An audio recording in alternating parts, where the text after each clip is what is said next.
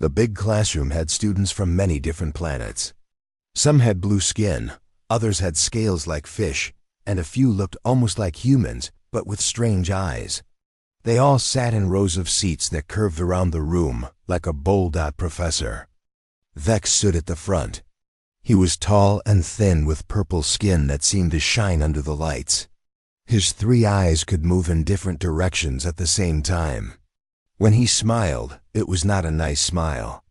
It was the kind of smile that meant he thought he was better than everyone else. "Today we will talk about dumb planets and their people," Professor Vex said. His voice was loud and clear. "Some worlds never learn to be smart. They stay simple forever." The human students in the room kept quiet. They knew the professor did not like humans. There were only 5 humans in the class, and they always sat together near the back. "Let me show you Earth," the professor said. He pushed a button and pictures appeared in the air above the students. "This little blue world makes what they call movies. Their actors pretend to be heroes and smart people, but they are just pretending." The pictures showed explosions and car crashes from Earth movies. Some students laughed when they saw humans running and fighting on screen. "Look at this one," Professor Vex said. He made the picture stop on a man with dark hair wearing a black coat. His name is Keanu Reeves. On Earth, people think he is very cool. In his movies, he fights computers and saves the world. Earth people believe he is wise and strong. More students laughed. The professor's eyes got bright with joy. "But this is just make-believe," he continued. "This Reeves person cannot really do anything special. He just says words that other people wrote for him. The idea that any human could understand real math is very funny." In the back row, a human student sat very still. His name tag said Neo Smith, and he looked like any other exchange student from Earth. He had long dark hair and wore simple clothes. But his eyes watched the professor very carefully. "Humans have been alive for thousands of years," Professor Vex went on. "But they still cannot do math like we can. Their best work is like baby games to us. They think they are smart, but they know almost nothing." A human girl named Lisa raised her hand. She looked nervous. "Professor, what about human scientists?" "They discovered many things," Professor Vex laughed. It sounded like glass breaking. "My dear child, humans did not discover anything new. They only found tiny pieces of things we already knew long ago.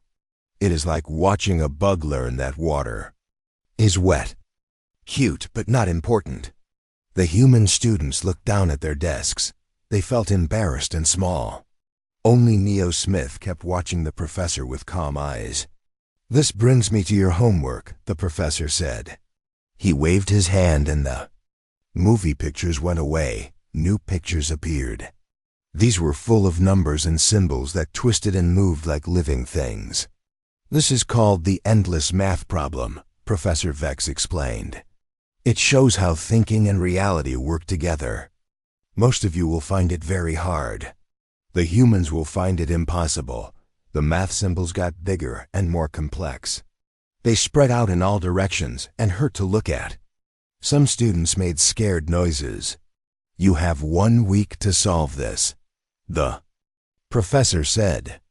"I think even my best students will have trouble." As for the humans ... He looked right at the Earth students. "Well, maybe they will learn what real math looks like." Neo Smith raised his hand slowly. "Yes, Mr. Smith?" the professor asked. He sounded like he was already bored. "Can you tell me more about the boundary rules?" Neo asked quietly. Professor Vex looked surprised. "What did you say?" "The third equation talks about endless space, but the boundary rules seem to make it stop at a certain point. I think I might be missing something." The whole classroom got very quiet. Even the alien students stopped talking to listen. "Mr. Smith," the professor said slowly, "I do not think you understand what you just asked." "Maybe not," Neo said politely. "I am still learning. Can you help me understand how the rules work with the endless part?" Professor Vex stared at the human student for a long time. Then he laughed again, but this time he did not sound as sure of himself. The rules are built into the math itself. Any first-year student should know this. The fact that you cannot see it proves that humans are not good at math. Neo nodded like he was thinking hard. I see.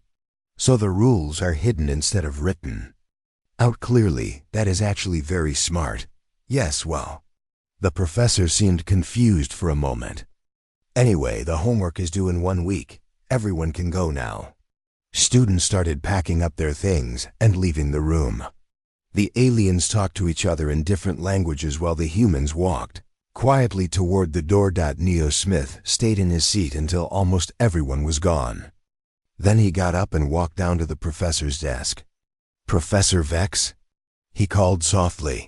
The professor looked up from his papers. Yes, Mr. Smith? Still confused about the homework? Not confused exactly. I was hoping you might have some books I could read. The problem you gave us looks very interesting. Professor Vex's eyes got narrow. Mr. Smith, I like that you want to learn, but I think you should start with easier things first. This problem is too hard for humans to understand. Maybe, Neo said with a small smile. But I would like to try anyway. Is there a place in the library where I can find books about this? Floor 7, Math Section Advanced, the professor said without thinking. Then he realized what he had said. But I do not think you will find anything there that will help you. Those books are written for people who are naturally good at math. I understand. Thank you, Professor. Neo turned to leave, but Professor Vex called after him. Mr. Smith, what did you study on Earth before you came here? Neo stopped at the door. A little bit of everything, really. I always like to learn how things work. And what was your job? I work in movies, actually. Professor Vex nodded like this proved everything he believed about humans. Of course you do. Well, good luck with the homework, Mr. Smith. Try not to hurt your brain. Neo smiled politely and left the room. If Professor Vex had followed his student, he might have seen Neo Smith walking with sure steps toward the most advanced math library in the university. He might have noticed how other students moved out of his way without being asked, or how the alien librarian's tentacles shook when Neo asked for books that most graduate students were afraid to read. Professor Vex was busy getting ready for his next class about how dumb primitive planets were. He had no idea that the quiet human student he had just made fun of was about to prove him completely wrong. In his bag, Neo carried more than just school supplies. He also had a small device that Professor Vex would never recognize. It was a quantum computer made by human mathematicians, running programs that the aliens had never dreamed were possible. The homework was due in 1 week. Neo Smith planned to finish it in 3 days. The other 4 days he would spend working on the real problem that had brought him to this university in the first place. The library on floor 7 was very quiet. Most students never came here because the books were too hard to understand. The walls were covered with shelves that went up to the ceiling. Strange symbols glowed softly on the book spines, and some of the books seemed to move by themselves. Neo Smith walked between the tall shelves like he belonged there. The alien librarian watched him with 6 purple eyes. Her name was Keeper Zera, and she had tentacles instead of arms. She had worked in this library for 300 years and had never seen a human in the advanced math section. Student Smith, she said in a voice like water flowing over rocks. Are you sure you are in the right place? The basic math books are on floor 2. I am looking for books about infinite convergence, Neo said politely. Professor Vex gave us a problem to solve. Keeper Zara's tentacles curled up with surprise. Professor Vex gave that problem to first-year students? That is very unusual. Most students do not see that problem until their 4th year. He said it would teach us about our limits, Neo replied. The librarian's tentacles waved slowly as she thought. Very well. But I must warn you, those books are written in high mathematical. It is a special language that only advanced mathematicians can read. I understand. I would still like to try. Keeper Zara led him deeper into the library. They passed sections marked with warnings in different alien languages. Finally, she stopped in front of a shelf that seemed to pulse with its own light. "These are the convergence texts," she said. "But Student Smith, I really think you should start with something easier. These books have driven some students mad." Neo nodded and carefully took down a thick book. The cover felt warm in his hands, and the symbols on it shifted like they were alive. "Thank you, Keeper Zara. I will be careful." The librarian watched him walk to a reading table in the corner. She had seen many students try to read those books. Most gave up after a few minutes. Some cried. A few had to be taken to the medical center because the math broke their minds. Neo opened the book and began to read. The symbols on the page moved and changed as he looked at them. This was normal for high mathematical texts. The language adapted to the reader's understanding. For most people, the symbols became more and more confusing until they gave up. But as Neo read, something different happened. The symbols began to settle down and make sense. His eyes moved quickly across the pages. And sometimes he smiled as if he had found something funny. After 2 hours, he closed the book and picked up another one. Then another. By the time the library was about to close, he had read through 6 books that usually took students weeks to understand. "Keeper." Zara floated over to his table. "Student Smith, how are you feeling? Do you need medical attention?" "I feel fine, thank you," Neo said. "These books are very interesting. Could I check some of them out to read tonight?" The librarian's 6 eyes blinked in different patterns. This was a sign of extreme confusion among her people. "You want to take them with you? To your room? If that is allowed, yes." "It is allowed, but—" She paused. "Student Smith, can you tell me what you learned from these books?" Neo thought for a moment. "Well, the basic idea is that consciousness and reality affect each other through mathematical relationships. When thinking beings observe reality, they change it slightly. Over time, these small changes can add up and cause problems." Keeper Zara's tentacles went very still. What Neo had just said was a perfect summary of concepts that took most students months to grasp. "And Professor Vex's problem?" She asked quietly. "Oh, that is about what happens when too many conscious beings exist in the same reality space. The mathematical relationships start to break down. If it gets bad enough, reality itself could collapse." The librarian was silent for a long time. Then she said, "Student Smith, what did you study on Earth?" "Many things. Math, physics, philosophy. I have always been curious about how the universe works." "And your job before coming here?" Neo smiled. "I make movies. I pretend to be other people for entertainment." Keeper Zara processed this information. A human actor who could read advanced mathematical texts like they were children's stories. It did not make sense according to everything she had been taught about Earth people. "Student Smith," she said carefully, "I think you should speak with Professor Vex about your homework, soon." "I plan to," Neo replied. "But first, I need to understand the problem completely. Could I have access to the restricted section?" The restricted section contained books so advanced that even professors needed special permission to read them. Keeper Zara had never heard of a first-year student asking for access. "That is not possible," she said. "Those books are for master mathematicians only, I understand. Thank you for your help today."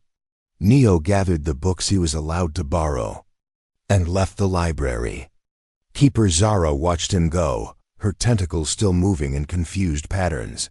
That night, in his small room in the student housing building, Neo spread the books across his desk. His roommate was a friendly alien named Buzz who looked like a walking plant. Buzz was studying basic engineering and spent most of his time struggling with simple math problems. "Neo, what are all those books?" Buzz asked, his leaf-like face turning green with worry. They look scary. Just some reading for class, Neo said. Do not worry about them. As Buzz settled down to sleep, Neo opened the first book and began to work. But he was not just doing the homework Professor Vex had given. He was working on something much bigger and more important. From his bag, he took out the small device he had brought from Earth. It looked like a simple calculator, but it was actually a quantum computer more powerful than anything the aliens had ever built. Human scientists had been working in secret for decades, developing technology that the rest of the galaxy thought was impossible. Neo connected the device to his tablet and began entering complex equations. The homework problem was actually quite simple once you understood the basic principles. But Neo could see that it was connected to a much larger mathematical crisis. Reality was becoming unstable. Not just on one world or in one system, but everywhere. The mathematical foundations that held the universe together were starting to crack. Most civilizations did not even know it was happening yet, but Earth's mathematicians had detected the problem years ago. That was why Neo was here. Not as a student, but as an agent of Earth's secret mathematical council. His mission was to gather information about the crisis and find a solution before it was too late. He worked through the night. His quantum computer processing calculations that would have taken the university's main computer weeks to complete. By morning, he had not only solved Professor Vex's homework problem, but had also discovered something that would shock the entire galaxy. The crisis was not an accident. Someone or something was deliberately weakening the mathematical structure of reality, and they were doing it from multiple points across the universe. Neo saved his work and prepared for another day of pretending to be a simple exchange student. But first, he needed to send a coded message back to Earth. The Mathematical Council needed to know what he had found, and they needed to send more agents. The universe was in more danger than anyone realized, and time was running out. Far away on Earth, in a building that looked like an ordinary movie studio, something very different was happening. The sign outside said Pacific Films, but inside, the world's greatest mathematicians were working to save the universe. Dr. Alex Carter sat in front of dozens of computer screens. His fingers moved quickly over the keyboard as numbers and symbols flowed across the displays. To anyone watching, it would look like he was editing a movie. But Alex was actually tracking mathematical disturbances across 17 different galaxies. "We have another signal from Neo," said Dr. Maria Santos, walking over with a cup of coffee. She looked tired. Like Alex, she had been working for 3 days straight. "What does he say?" Alex asked, not looking away from his screens. "The problem is worse than we thought. Someone is deliberately breaking reality's math structure, and they are doing it from multiple locations." Alex stopped typing and turned to face Maria. "Multiple locations? That means we are dealing with a coordinated attack." "It gets worse," Maria continued. "Neo thinks the attacks are being launched from different time periods, past, present, and future. Someone has figured out how to weaponize temporal mathematics." Alex rubbed his eyes. He had been the director of the Mathematical Council for 10 years, ever since they discovered that reality was held together by conscious observation and complex math. Most people thought the council was just a group of scientists who made movies as a hobby. They had no idea that Earth's entertainment industry was actually a cover for the most advanced mathematical research in the galaxy. "Have you told the others?" Alex asked. "I called an emergency meeting for 1 hour. Everyone who is not on deep cover will be there." The meeting room looked like a normal conference room in any office building. But the people who gathered there were not normal at all. They were mathematicians, physicists, and reality theorists who had been hiding their true abilities for decades. Dr. Helen Park entered first. She was known to the world as a screenwriter, but she was actually Earth's leading expert on multidimensional mathematics. Behind her came Dr. James Liu, who the public thought was a special effects artist. But who had actually invented the quantum computers that made their work possible? More people filed in. To the outside world, they were directors, actors, producers, and writers. In reality, they were the most brilliant minds Earth had ever produced. "Thank you all for coming," Alex said when everyone was seated. "We have received new information from Agent Neo about the reality crisis."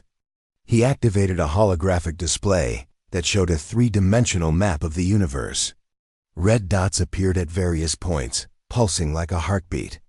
"These are the locations where mathematical attacks are taking place," Alex explained. "As you can see, they are not random. Someone is targeting the key structural points that hold reality together." Dr. Park raised her hand. "How long do we have before total collapse?" "Neo estimates 6 months, maybe less if the attacks increase in frequency." A heavy silence filled the room. Everyone understood what this meant. If reality's mathematical foundation collapsed, everything would cease to exist. Not just life on different planets, but existence itself. "What about the other civilizations?" asked Dr. Liu. "Do any of them know what is happening?" "Most of them do not even understand that reality has a mathematical structure," Maria replied. "They think of math as just numbers on paper. They have no idea that consciousness and mathematics are connected." "The Zephyrians know something," Alex added. "But they think they are the smartest species in the galaxy. They would never accept help from humans." Dr. Park leaned forward. "That is why we need Neo to maintain his cover. If he can solve their homework problem in a way that opens their minds, maybe we can get them to listen." "There is another problem," Maria said quietly. "Neo is not our only agent in the field. We have 12 mathematicians working undercover at universities across the galaxy. If any of them are discovered, it could expose our entire operation." Alex nodded grimly. "That is a risk we have to take. The alternative is the end of everything." He changed the holographic display to show Earth from space. But this was not the Earth that most people saw. This version showed the planet surrounded by a complex web of mathematical energy, with streams of data flowing to and from hidden facilities around the world. "For 50 years we have been preparing for something like this," Alex said. "Ever since we discovered that human consciousness has a unique ability to stabilize mathematical paradoxes. While other species can observe and calculate, humans can actually repair breaks in reality structure." "Why us?" asked a new voice. Dr. Rachel Stone had just arrived. She was officially a movie producer, but her real job was developing the mathematics of time travel. "We think it has to do with human creativity," Maria explained. "Other species are very logical. They think in straight lines. But humans can think in ways that do not follow normal patterns. We can imagine solutions that pure logic cannot reach. That is why our cover as entertainers works so well," Alex added. "When we make movies about impossible things, we are actually exploring mathematical solutions to impossible problems." The Matrix was not just a movie. It was a documentary about mathematical simulation theory. Dr. Park smiled for the first time that day. "And John Wick was a study in probability mathematics and chaos theory." "Exactly," Alex said. "Every movie, every story, every piece of entertainment we create is actually advanced mathematical research disguised as fiction." The holographic display changed again, this time showing a complex equation that seemed to pulse with its own life. "This is what Neo discovered," Alex explained. "The attacks on reality are following a pattern. If we can figure out the pattern, we might be able to predict where the next attack will happen. Or who is behind it," Maria added. Dr. Liu studied the equation carefully. "This looks like temporal displacement mathematics. Whoever is doing this has technology that can move through time." "Which means they could be from our future," Dr. Stone said. "They might know how this all ends."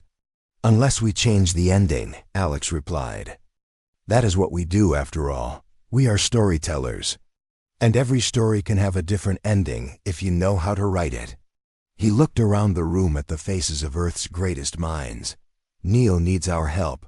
He cannot solve this alone. We need to send more agents to the galaxy, and we need to accelerate our research. What about the public? Dr. Park asked. Should we tell people what is really happening?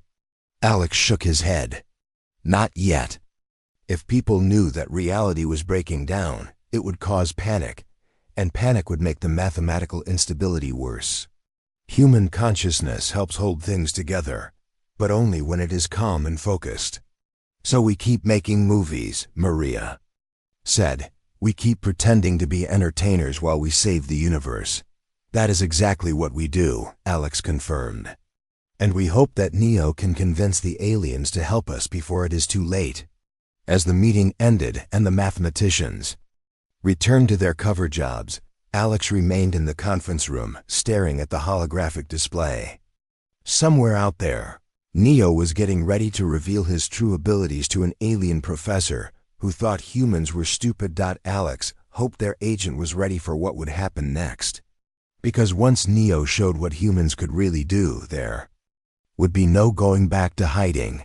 The universe was counting on them, and they were running out of time. 1 week later, Professor Vex walked into his classroom with a big smile on his face. He was excited to see the human students fail with their homework. In his 300 years of teaching, no human had ever solved one of his advanced problems. Good morning, everyone, he said cheerfully. I hope you all enjoyed working on the endless math problem. Today we will see who understood it and who did not.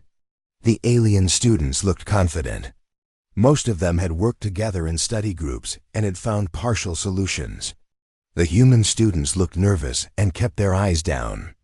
All except Neo Smith, who sat quietly in his usual seat at the back.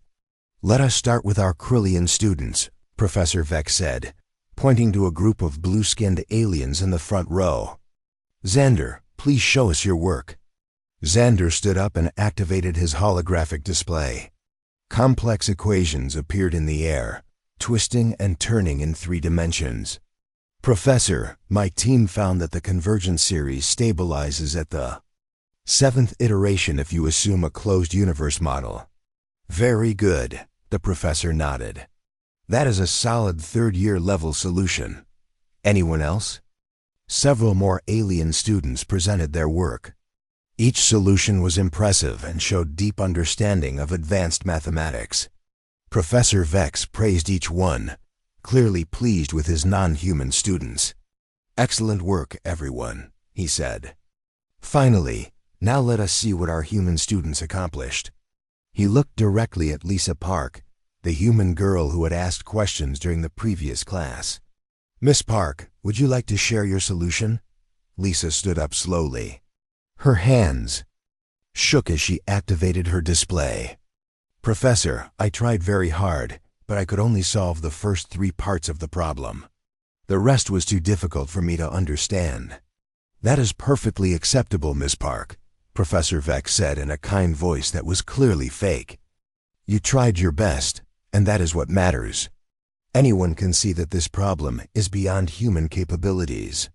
He looked at the other human students. What about the rest of you? Did anyone manage to do better than Miss Park? The other humans shook their heads sadly. They had all struggled with the problem and found only partial solutions. Some had not been able to solve any of it at all. I see, Professor Vex said with satisfaction. This is exactly what I expected. The human mind simply cannot grasp concepts of this complexity. It is not your fault. You are limited by your biology. Then he looked at Neo Smith. And what about you, Mr. Smith? I remember you had some interesting questions about the problem. Did you find any answers? Neo stood up slowly. I did find some answers, Professor. May I show them? Of course, Professor Vex said with amusement. I am sure the class would enjoy seeing your attempt. Neo walked down to the front of the classroom. He connected his tablet to the main display system and began to upload his work. At first, nothing seemed unusual. Equations appeared on the screen, just like with the other students. But then something strange happened. The equations kept coming and coming. They filled the entire wall, then spread to the side walls, then covered the ceiling. Complex mathematical structures appeared in 3 dimensions, then 4, then dimensions that hurt to think about. Alien students gasped. Professor Vex's 3 eyes went wide with shock. The equations were not just solving the assigned problem. They were revealing entire new areas of mathematics that none of them had ever seen before. "Mr. Smith," Professor Vex said weakly, "what is this?" "This is the complete solution to the endless math problem," Neo replied calmly. "But I noticed that your original problem had some flaws in it, so I fixed those first." "Flaws?" The professor's voice cracked. "Yes, you see, the 7th iteration that Xander mentioned does not actually stabilize the series. It just appears to stabilize because the mathematics you are using has a built-in error. If you correct that error and continue the calculations, you find that the series becomes unstable again at the 10th iteration." Neo pointed to a section of the equations floating above their heads. "This part here shows the corrected mathematics, and this part shows what happens if you extend the problem into higher dimensions." Professor Vex stared at the equations in horror. Everything Neo was saying was correct, but the mathematics required to prove it was centuries beyond what any undergraduate student should know. "Furthermore," Neo continued, "I noticed that this problem is actually connected to a much larger issue. The mathematical relationships that hold reality together are breaking down. Someone is attacking the structural foundation of existence itself." The classroom was completely silent. Even the alien students who normally chatted among themselves were staring at the human in shock. "That is impossible," Professor Vex whispered. "No student could understand these concepts. No human could create mathematics like this." Neo smiled politely. "Perhaps you have been thinking about humans incorrectly, Professor." He gestured to another section of the display. "This part shows the mathematical signature of the attacks on reality. They are coming from 17 different locations across time and space. The attackers are using temporal displacement technology to coordinate their assault. Temporal displacement is theoretical." Professor Vex protested. "No one has that technology." "Someone does," Neo replied. "And unless we find a way to stop them, reality will collapse within 6 months. Xander, the Krillian student who had presented first, raised his hand tentatively. "Mr. Smith, how did you learn to do mathematics like this?" Neo looked at him thoughtfully. "I have been studying for a long time. Longer than you might think." "But you are human," said another alien student. "Humans are not supposed to be good at math." "Who told you that?" Neo asked. The student pointed at Professor Vex. "Our professors teach us that humans are a primitive species with limited intelligence." Neo nodded slowly. "I see. And do your professors know any humans personally? Have they ever spent time on Earth or studied human culture in detail?" The alien students looked at each other uncertainly. Most of them had never met a human before coming to this university. "Professor Vex," Neo said, turning back to the teacher, "may I ask where you learned about human mathematical abilities?" The professor was still staring at the equations covering every surface of the room, from standard academic texts, from research papers written by respected scientists. "And who wrote those papers?" "Other professors. Zephyrian researchers who studied primitive civilizations." "I see. So your knowledge of human abilities comes from Zephyrians writing about humans, rather than from humans themselves." Professor Vex did not answer. He was beginning to realize that everything he believed about humans might be wrong. Neo walked back to the display controls. "Let me show you something else that might interest you." The equations changed again. This time they showed the mathematical structure of consciousness itself. How thinking minds interacted with reality. How observation changed the fundamental nature of existence. This is why the attacks on reality are so dangerous, Neo explained. Consciousness and mathematics are connected. When you break one, you damage the other. If reality collapses, all thinking beings in the universe will cease to exist. Lisa Park raised her hand. Neo, how do you know all this? Where did you learn it? Neo looked at her for a long moment. Then he smiled. That is a very good question. Lisa, the answer might surprise you. He touched a control on his tablet. The equations faded away and were replaced by a single image. It was a picture of Earth as seen from space, but not the Earth most people knew. This Earth was surrounded by streams of mathematical energy, with complex calculations flowing between hidden facilities around the planet. My name is not really Neo Smith, he said quietly. I am here on a mission from Earth's Mathematical Council, and I think it is time you all learned the truth about humanity. Professor Vex sat down heavily in his chair. His world had just been turned upside down. Everything he thought he knew about humans was wrong, and he was beginning to suspect that it was about to get much worse. Professor Vex sat in his chair like a statue. His three eyes stared at the image of Earth floating above the classroom. The mathematical energy streams flowing around the planet looked impossible, but the equations proved they were real. This cannot be true, he whispered. Humans are a primitive species. Everyone knows this. Neo walked closer to the professor's desk. Professor, have you ever been to Earth? Have you met humans in their natural environment? No, but the research clearly shows. Research written by people who have also never been to Earth, Neo interrupted gently. Professor, what if I told you that for the past 50 years, humanity has been deliberately hiding their true abilities? The alien students were all leaning forward in their seats. This was the most exciting class any of them had ever attended. Why would humans hide their intelligence? Asked Zara, a student with silver skin and 4 arms. Neo smiled. Because sometimes it is better to be underestimated. When people think you are weak, they do not see you as a threat. They ignore you. And while they are ignoring you, you can work on solving problems they do not even know exist. He gestured to the image of Earth.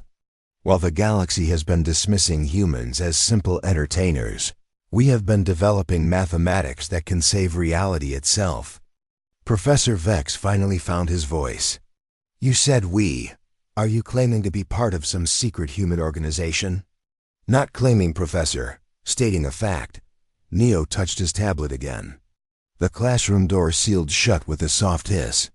The windows became opaque, blocking any view from outside. What are you doing? Professor Vex demanded, starting to stand up. Making sure we can speak privately, Neo replied. What I am about to show you is classified information. If it gets out before we are ready, millions of people could die. The image of Earth disappeared and was replaced by a map of the entire galaxy. Red dots appeared at various points, pulsing like an angry heartbeat. These are the attack sites. Neo explained. Someone is systematically destroying the mathematical foundation of reality. Each attack weakens the structure that holds existence together. Who would do such a thing? Asked Buzz, Neo's plant-like roommate. We do not know yet, Neo admitted. But we know they have technology that allows them to move through time. The attacks are happening in the past, present, and future simultaneously. Professor Vex was studying the map carefully. Despite his shock, his mathematical mind was still working. If these points are connected, they form a pattern. A geometric progression across space-time. Exactly, Neo said, looking pleased. You see it too. This is not random destruction. Someone is following a specific plan. But why destroy reality? Lisa asked. What could anyone gain from ending everything? Neo's expression became grim. We think they want to restart reality, with themselves in control. By destroying the current mathematical structure, they could rebuild it according to their own design. The alien students looked terrified. The idea of reality being destroyed and rebuilt was beyond their worst nightmares. "How long do we have?" Professor Vex asked quietly. "Our calculations show 6 months before total collapse," Neo replied. "Maybe less if the attacks increase. What can we do?" Zara asked. Neo looked around the classroom at all the frightened faces. "That depends on whether you are willing to help us. And whether you can accept that everything you have been taught about humans is wrong." He touched his tablet again. The sealed door opened, and 4 people walked into the classroom. They looked human, but they carried themselves with quiet confidence. That made the alien students nervous. "Class, I would like you to meet some of my colleagues," Neo said. "This is Dr. Linda Price, professor of quantum mathematics at Cambridge University. Dr. Carl Johnson, who develops theoretical physics at MIT. Dr. Amy Chun, our expert on consciousness mathematics. And Dr. Robert Lee, who specializes in temporal mechanics." The 4 humans nodded politely to the shocked alien students. "All of them are here undercover as exchange students, just like me," Neo continued. "Earth has agents at universities across the galaxy, gathering information about the reality attacks." Professor Vex looked at the newcomers with suspicion. "Prove it. Show me that humans can really do advanced mathematics." Dr. Price smiled and walked to the display controls. "Professor, what is the most difficult mathematical problem you know?" "The consciousness paradox," he replied without hesitation. "It has been unsolved for 2,000 years. It deals with how thinking minds can observe reality without changing it." "Oh, that old thing," Dr. Price said casually. She began entering equations into the display system. "We solved that one about 10 years ago. The trick is to realize that minds do change reality, but in a predictable way. You just have to account for the observer effect in your calculations." As she worked, impossible mathematics filled the air above them. The equations were so advanced that even Professor Vex could barely follow them. "The solution requires 17-dimensional analysis," Dr. Price explained as she worked. "Most species cannot visualize more than 4 dimensions, so they never find the answer." "How many dimensions can humans visualize?"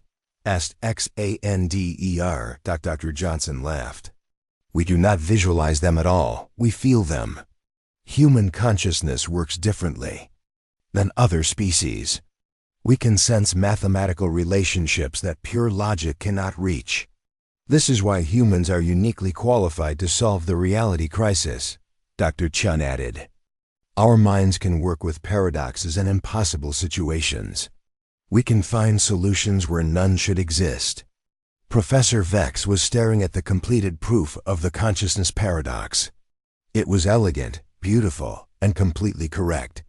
In 10 minutes, a human had solved a problem that had stumped the greatest alien minds for millennia. "I do not understand," he said weakly. "If humans are this advanced, why do you make entertainment? Why do you pretend to be simple?" Neo sat down on the edge of the professor's desk. "Because we learned a long time ago that other species fear what they do not understand. If we had revealed our true abilities from the beginning, the galaxy would have tried to destroy us. Instead, we became entertainers," Dr. Lee said. "We made movies and stories that showed impossible things. Other species watched them and laughed, thinking humans had silly imaginations. They never realized we were showing them real mathematics disguised as fiction." "The Matrix was not entertainment," Dr. Chun explained. "It was a documentary about simulation theory. John Wick was a study in chaos mathematics. Every human movie is actually advanced research." Lisa raised her hand tentatively. "So humans have been solving mathematical problems for years while pretending to be actors and directors?" "For decades," Neo confirmed. "And now we need the galaxy's help to solve the biggest problem of all." He gestured to the map showing the attack sites. We have the mathematical knowledge to stop the reality attacks. But we need alien technology to implement our solutions. Ships that can travel through time. Computers powerful enough to process universal calculations. Resources that only a united galaxy can provide. Professor Vex was quiet for a long time. When he finally spoke, his voice was small and humble. "What do you need us to do?" Neo smiled. "First, we need you to contact other universities. Tell them what you have learned here. Convince them to listen to the human agents at their schools. And then we work together to save reality itself." The professor looked around his classroom at the mixture of alien and human students. Everything he had believed about the universe had changed in one day. But for the first time since the lesson began, he felt hope. Maybe, working together, they could find a way to stop the attacks and save everything that existed. It would not be easy, but it was their only chance. 3 days later, the main auditorium of Zephyrian University was packed with people from across the galaxy. Word had spread quickly about the human mathematics demonstration. Professors, students, and government officials from dozens of worlds had come to see if the impossible rumors were true. Neo stood on the stage in the center of the Great Hall. But he was no longer dressed as a simple exchange student. He wore the formal robes of Earth's Mathematical Council, dark blue with silver symbols that seemed to move and shift in the light. Beside him stood Professor Vex, who looked very different from the arrogant teacher he had been a week ago. His 3 eyes were humble now, and when he spoke, his voice was full of respect. "Friends and colleagues," Professor Vex began, addressing the crowd, "I have called this gathering to share something that will change how we think about the universe. I have been wrong about humanity. We have all been wrong." Murmurs rippled through the audience. Most of the aliens present had never taken humans seriously. The idea that Professor Vex, one of the galaxy's most respected mathematicians, was praising human intelligence seemed impossible. "I will now yield the stage to someone who has taught me more in 3 days than I learned in 3 centuries of study," Professor Vex said. "Students and faculty, I present Agent Neo of Earth's Mathematical Council." Neo stepped forward and the murmuring stopped. The auditorium became completely silent. "Thank you, Professor Vex," Neo said, his voice carrying easily through the vast space. "Before I begin, I want to make something clear.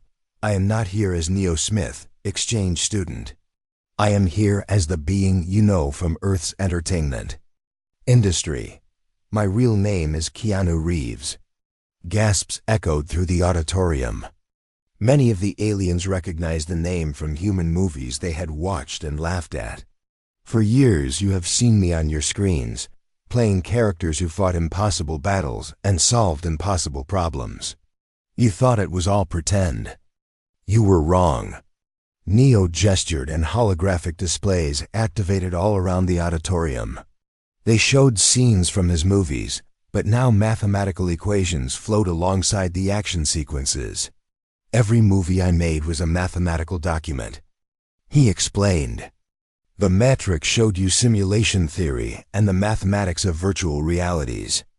John Wick demonstrated chaos theory and probability calculations. Constantine explored dimensional mathematics and the structure of parallel realities." The audience watched in stunned silence as the entertainment they had dismissed revealed layer after layer of advanced mathematical concepts. "While you were laughing at human imagination, we were teaching you real science disguised as fiction," Neo continued. "Every explosion, every fight scene, every impossible stunt was actually a mathematical proof." Dr. Price, Dr. Johnson, Dr. Chun, and Dr. Lee stepped onto the stage beside him. Behind them came dozens of other humans, all wearing the robes of the Mathematical Council. "Meet Earth's greatest minds," Neo said. "Dr. Price, whom you know as Julia Roberts, has solved 17 previously impossible theorems. Dr. Johnson, whom you call Will Smith, invented the mathematics that allows faster-than-light communication. Dr. Chun, known to you as Sandra Bullock, developed the equations that can predict and prevent timeline paradoxes. Each name drew more gasps from the audience. These were actors they had seen in hundreds of movies, people they had considered simple entertainers. But why hide? Called out a voice from the crowd. It was Chancellor Thorax, the head of the university, and one of the most powerful beings in the Zephian Empire. Neo smiled sadly. Because we learned early that the galaxy fears advanced intelligence when it comes from unexpected sources. When we first made contact with other worlds, we tried to share our knowledge openly. The response was immediate and violent. The holographic displays changed to show historical records. Ships attacking Earth, armies trying to invade, weapons being fired at human colonies. Every time we showed our true abilities, other species tried to destroy us, Neo explained. So we went underground. We became entertainers. We let you think we were harmless while we worked to solve the real problems facing the universe. What problems? Chancellor Thorax demanded. The displays changed again, showing the map of reality attacks that Neo had revealed to his class. Reality is dying, Neo said simply.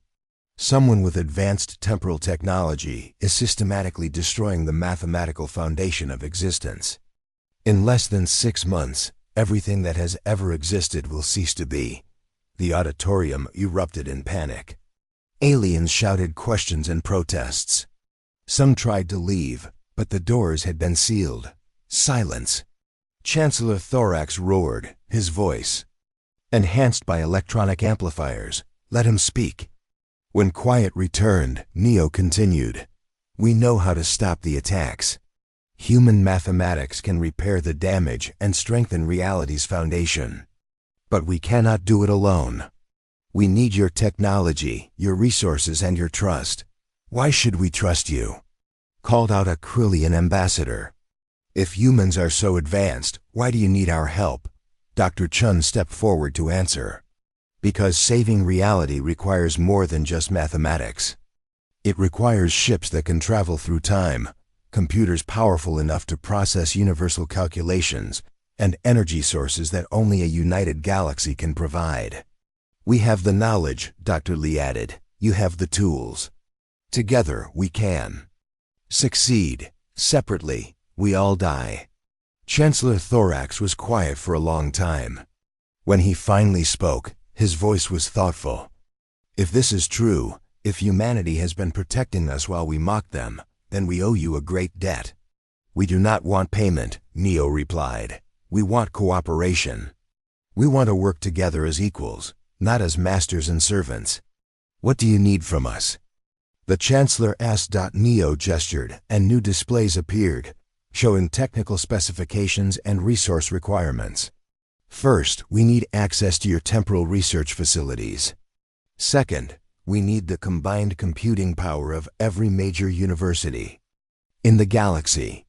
Third, we need ships capable of reaching the attack sites across time and space. And in return?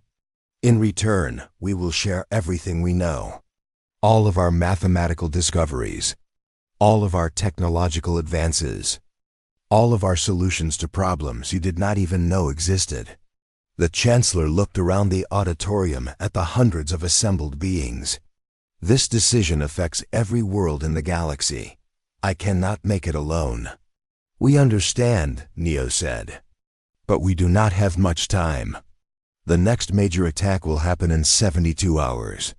If we do not stop it, the damage may become irreversible. Where will the attack occur? Professor Vex asked. Neo's expression became grim. Earth. The auditorium fell silent again. Everyone understood what this meant. If Earth was destroyed, humanity's mathematical knowledge would die with it. They are targeting us because we are the only species that can stop them, Neo explained. If they eliminate human consciousness from the universe, reality will become much easier to control and rebuild. Chancellor Thorax stood up slowly. Then we have no choice. If humanity falls, we all fall. He looked around the auditorium. All in favor of full cooperation with Earth's Mathematical Council? Hands, tentacles, claws, and appendages rose throughout the crowd. The vote was unanimous. Then it is decided, the Chancellor announced. From this moment forward, humanity will be recognized as the galaxy's leading mathematical authority. Professor Vex, you will coordinate with Agent Neo to implement their emergency protocols. Neo smiled for the first time since revealing his identity. Thank you, Chancellor. Professor Vex, are you ready to save the universe?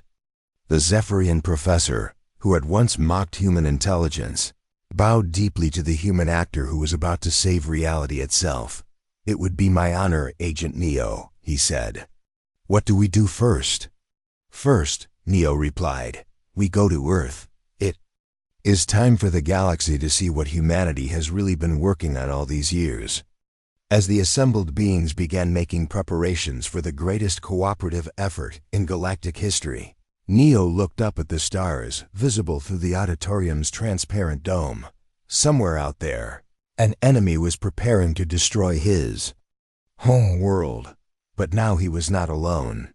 For the first time in human history, the entire galaxy was ready to stand with Earth. They had 72 hours to save everything that existed. That it would have to be enough.